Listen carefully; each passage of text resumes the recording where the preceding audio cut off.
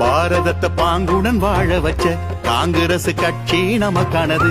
பாசம் கொண்ட அன்னை சோனியாவின் காங்கிரஸ் கட்சி உயிர்ப்பானது. ராகுல் காந்தி தலைமை ஏற்ற அழகிரி அண்ணன் வழியில நடப்போம். பாரதத்தை பாங்குடன் வாழ வச்ச